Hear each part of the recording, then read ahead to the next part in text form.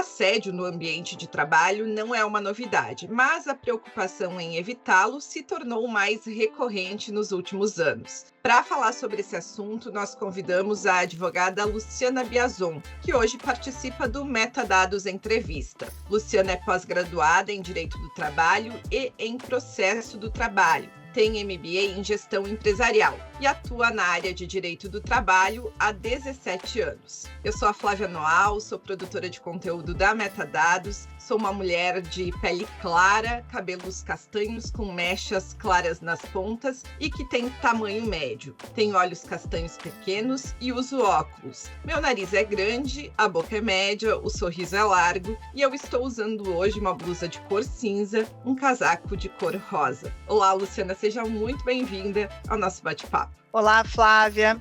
Agradeço aí o convite de um tema tão importante, tão contemporâneo e que pode tanto agregar na vida das pessoas. Eu sou uma mulher clara, de pele clara, tenho cabelo loiro, olhos azuis. Eu sou alta, meu nariz atualmente é médio, mas ele já foi grande um dia. E eu tenho uma boca média de sorriso também largo. Muito bem.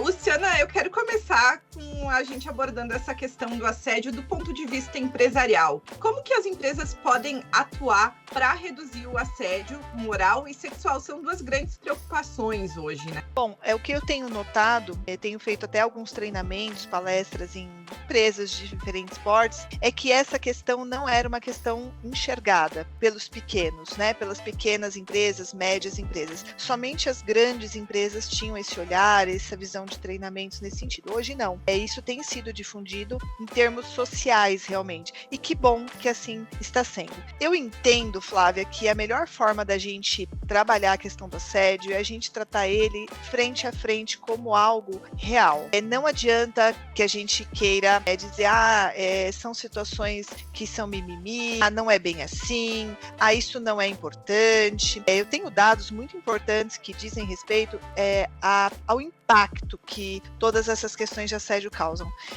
Hoje, a denúncia mais feita no TST, na verdade, hoje, na última década, são questões relativas a assédio. 8 em cada 10 empresas já foram denunciadas por assédio. Então, são questões realmente importantes. E tratar essas questões exige um trabalho duro e um trabalho transparente, para que entendamos aonde estão os nossos problemas como empresa. O primeiro passo é a gente ter um ambiente acolhedor. Uma pessoa que é vítima de assédio, ela precisa de alguma forma se sentir acolhida. Senão, não vai adiantar você ter um canal de denúncias, por exemplo. Então, eu vejo que muitas vezes as empresas fazem o trabalho de trás para frente. Como a Lei 14.457 obriga o canal de denúncias, as empresas instituem o canal de denúncia. Mas e as lideranças? Estão preparadas? Como agir em situações de assédio? Os colaboradores sabem o que é assédio e o que não é assédio? As pessoas que vão receber essas denúncias sabem como lidar com essas denúncias? Então, primeiro passo, tenhamos um ambiente acolhedor. Tenhamos um ambiente com pessoas treinadas e capacitadas a entender o que é assédio e o que não é. Aonde nasce o assédio, aonde começa o assédio, aonde ele pode chegar, como lidar com essas situações. Isso é treinamento em pessoas, em lideranças e também colaboradores. Um segundo passo que eu entendo muito importante é a empresa ter uma política clara, tem empresas que chamam de regulamento interno, tem empresas que chamam de regimento interno, código de conduta, já tem algumas empresas que têm até um compliance, mas enfim, tenham algo escrito, dizendo que a empresa não tolera certas atitudes, a empresa não tolera determinadas situações e a empresa pune agressores. Tenha isso no seu código de conduta para que a regra fique clara. E por último, e não menos importante, tenha sim um canal de denúncias. O canal de denúncias, algumas empresas veem isso como uma coisa ruim. Ai, meu Deus, eu vou ter denúncia, eu vou ser denunciado. Ai, meu Deus, isso vai gerar uma causa trabalhista. Não, gente. O que a gente percebe na prática é que as situações, quando são denunciadas e tratadas, elas funcionam como o contrário, elas previnem uma ação trabalhista. Porque você trata durante a falha. Você não vai enxergar esse momento depois que a pessoa saiu e chegou o processo para você. Então, o canal de denúncias é uma importante ferramenta desde que sejam feitas as abordagens anteriores. Se não, vem muita denúncia que não faz sentido, aí você começa a desacreditar o canal. E também essas pessoas que recebem a denúncia, tem que ser muito claro quem vai receber a denúncia, de que forma ela vai apurar essa denúncia. Muitas denúncias não são procedentes. Então, como tratar as denúncias improcedentes? Como tratar as denúncias procedentes? Como responder à vítima? Em especial, esse canal de denúncia tem que garantir anonimato. Normalmente, as denúncias vêm pelo anonimato. Um percentual altíssimo de denúncias vêm anônimas. Como responder uma denúncia anônima? Então, tudo isso precisa ser pensado dentro de um regulamento interno robusto, que traduza a realidade da sua empresa. Esse regulamento tem que ser feito com apoio do pessoal de recursos humanos, apoio das lideranças, ouvir os trabalhadores, ver aonde o calo aperta, fazer um regulamento robusto, treinamento de pessoas e canal de denúncia. Aí a gente está falando de, realmente, sistemas de prevenção de assédio nas empresas. No fundo, ninguém quer admitir que a própria empresa está passível de ter casos de assédio. Mas a partir do momento que se admite isso, é que é possível fazer alguma ação para contornar isso, doutora. Exato, Flávia. Essa tua colocação foi brilhante. Por quê? O que a gente nota em grandes indústrias, a maior parte do assédio é cometida pela liderança direta. Também, agora eu não vou lembrar o percentual de cor. Se eu não me engano, 82% das denúncias de assédio são de lideranças diretas. Isso grandes indústrias. Quando a gente fala de empresas menores e médias, pequenas e médias, quem são os assediadores? Normalmente são os proprietários, os diretores, pessoas que têm um grande poder de decisão dentro da empresa. E a gente tratar de um tema sensível é difícil porque exige um olhar para si mesmo, assumir falhas, assumir a necessidade de melhoria em relação a si mesmo. Então, essa é uma grande dificuldade. Mas eu garanto, as empresas que se debruçam nesse tópico, as empresas que lutam para melhorar o seu ambiente, para fazer como deve ser feito, colhem frutos excelentes. Elas não se arrependem. Tem um impacto do assédio na produtividade, então.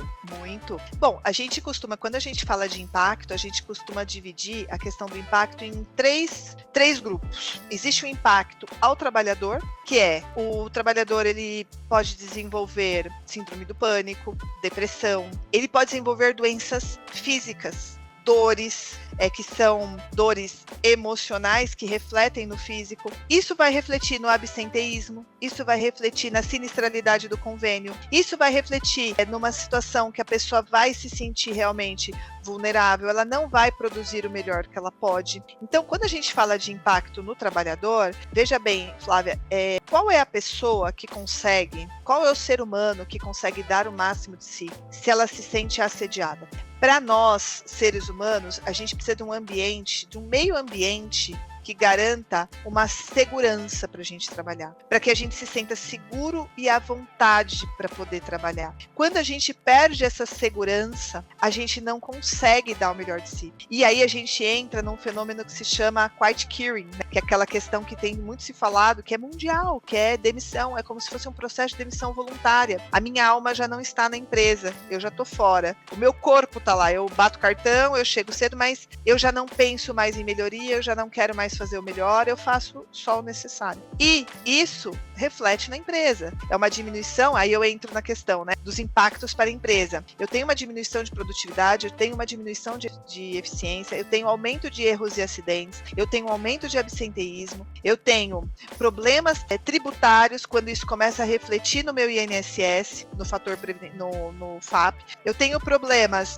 jurídicos, porque isso começa a gerar demandas trabalhistas. Eu tenho problemas financeiros, quando eu tenho que pagar essas indenizações. Então, os impactos para as empresas são visíveis, são inegáveis. E nós temos um impacto social, um impacto relativo ao próprio governo, ao Estado, que é o quê? O custeio de benefícios previdenciários. Flávia, me assusta que hoje no Brasil, a terceira causa de afastamento previdenciário no Brasil são causas relacionadas à cabeça, questões psíquicas, psicossomáticas. Então, não estou dizendo que todas as pessoas que se afastam por essas questões são vítimas de assédio, não é isso que eu estou falando, mas precisamos olhar para a cabeça das pessoas, para os sentimentos, e para isso também. As empresas fizeram um trabalho brilhante aí desde a década de 70, 80, em termos de prevenção de acidentes, em termos das lesões ocupacionais, e a gente tem visto uma melhoria, né? Uma redução de acidentes. E a gente percebe que não houve esse mesmo trabalho na mesma intensidade relacionada a comportamento, a pessoas, lideranças, treinamentos, e por isso o impacto ao Estado é enorme. E por isso o Estado força, por exemplo, as empresas a se adequarem, tratar questões de assédio, tratar questões internas para que isso não reflita no Estado realmente. Sendo que houve uma mudança na abrangência da CIPA, né, que passou a incluir as questões de assédio. Perfeitamente, que é a Lei 14.457, que é exatamente essa colocação que você colocou, traduz tudo isso. O que era a CIPA? Saúde e Segurança do Trabalho. Agora a CIPA é a CIPA mais A, que é também cuidar de assédios. E por quê? Porque isso está tendo um impacto previdenciário nas empresas. E também, não só previdenciário, mas imagina, o burnout hoje é reconhecido como doença ocupacional. Se você tem um trabalhador que está sendo assediado moralmente, o tipo de assédio que é excesso de metas, excesso de cobranças, isso desenvolve um burnout, ele vai se afastar pelo B91, que é um acidente do trabalho, é uma situação que se equipara a um acidente do trabalho. Ele vai ter estabilidade como um funcionário que perdeu um braço, por exemplo. Não na mesma proporção, mas eu digo assim, o tratamento é B91 previdenciário. Temos que olhar para isso, é importante as empresas entenderem essa importância.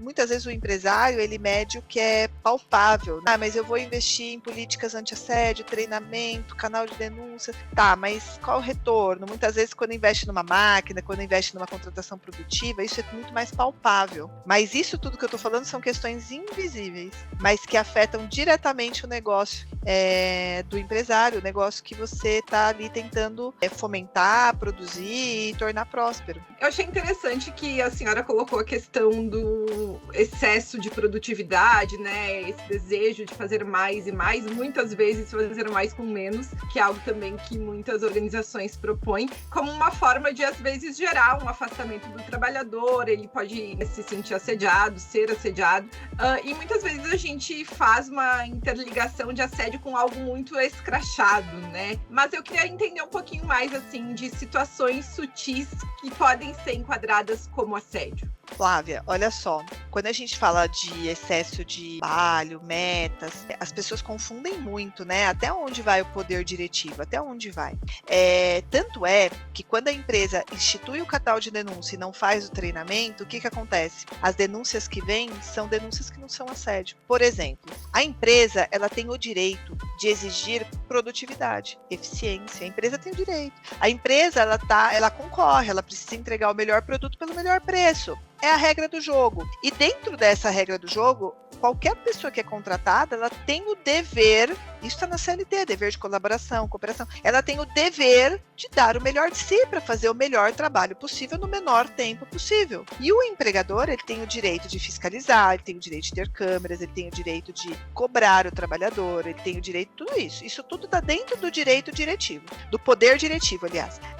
O que não pode é o excesso, metas impossíveis de serem cumpridas, que gerem um transtorno psicológico na pessoa, que ela não tenha aquela segurança que eu falei que é primordial. Uma cobrança exagerada, desrespeitosa, uma cobrança que seja ofensiva. Então, é importante treinar as lideranças para que eles saibam como cobrar, até onde ele pode ir, como falar, como trazer, aonde é poder diretivo, aonde ultrapassa o poder diretivo. Então, agora respondendo mais diretamente a sua pergunta, a grande questão que vai ensejar o assédio é quando você excede ao poder diretivo. E condutas sutis, por exemplo, existem situações sutis. O assédio, ele não é algo exagerado como as pessoas imaginam. O dano moral é. Então, as pessoas confundem muito assédio moral com dano moral. O assédio moral, ele não precisa ter um dano moral. O assédio moral é conduta repetitiva. É aquela situação vexatória diária, é aquela cobrança inescrupulosa diária, é aquele apelido vexatório que é falado diariamente, é aquela fofoca maldosa que denigre a imagem da pessoa, é aquela exclusão do trabalhador, condutas diárias do dia a dia. É falar alto, mas não é um dia que o líder não estava bem e passou do limite. Não estou dizendo que está certo certo, tá? Mas, poxa, ele não estava bem, ele aumentou a voz, ele perdeu a cabeça, mas ele não é assim, ele não fazia antes, não fez depois, mas naquele dia ele ultrapassou um pouco o volume normal de voz. Isso é uma situação que não é assédio moral. Assédio moral é repetição, é dia a dia, é cultura. Então a questão não é algo tão grave, mas é algo enraizado e cultural. O dano moral não. O dano moral é, por exemplo, uma situação que, por si só, ela acontece, por exemplo, uma vez e por si só ela já é suficiente para gerar uma indenização. Só que no caso do dano moral, eu tenho que provar que houve dano à vítima, prejuízo moral à vítima. No caso do assédio, eu não provo dano à vítima, eu provo repetição de conduta. Essa é a diferença. A gente já falou um pouco sobre qual é o impacto da situação de assédio nas empresas e agora eu gostaria que a senhora falasse a respeito especificamente das punições legais. O que pode acontecer com uma empresa que não pune, né?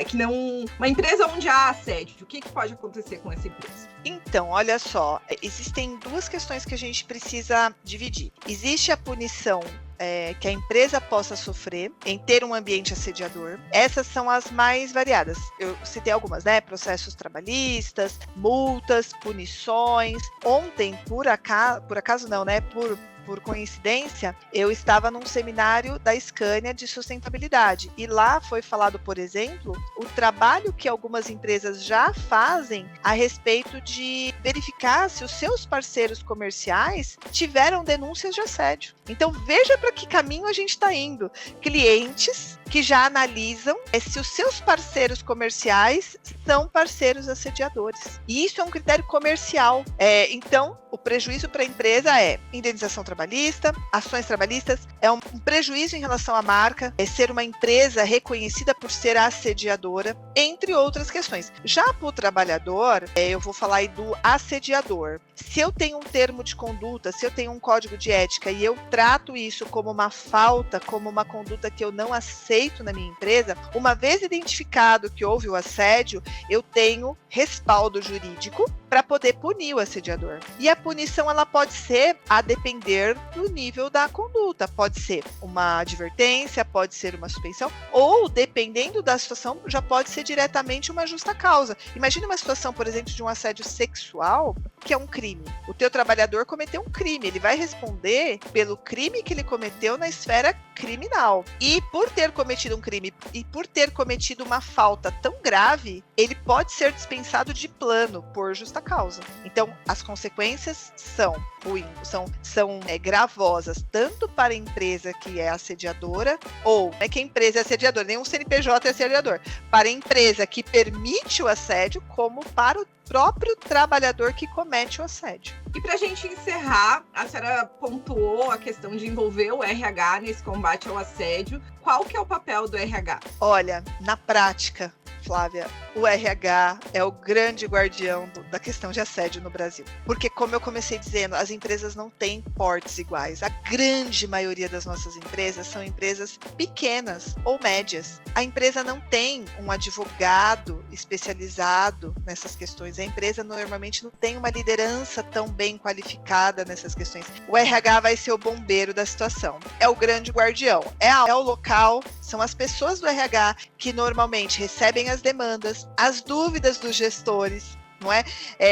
Eu vejo muito nas empresas que eu vou que chega assim, olha, o trabalhador fez isso, ele faltou 3 vezes, o que eu posso fazer? Posso dar uma advertência? Eu posso cobrar? Olha, ele tá indo toda hora no banheiro. Eu posso falar? Como eu posso falar? Como tratar? O RH recebe esse tipo de demanda corriqueiramente. E é o RH que precisa estar preparado para poder responder e dar respaldo para as lideranças e para a diretoria. O papel do RH também é cuidar dessa documentação para que esse canal de denúncias seja feito, que as denúncias sejam recebidas, sejam respondidas. O RH tem o papel de buscar a elaboração desse código de conduta junto à empresa, fazendo todo esse meio de campo, né, entre os anseios dos trabalhadores, da empresa e colocar tudo isso no papel de uma forma que possa fazer acontecer. O trabalho do RH é primordial em toda a questão de direito do trabalho em qualquer empresa. Eu acho que o direito do trabalho se traduz através do RH. Eu falo com muito orgulho que eu sou advogada trabalhista, mas eu me apaixonei pelo direito do trabalho porque eu sou uma profissional de RH. Trabalhei muitos anos em RH e foi aí que que eu desenvolvi esse amor pelo direito do trabalho. E eu digo que tem profissionais de RH que têm um conhecimento que supera conhecimento na parte de trabalho de muitos advogados que eu conheço. Então,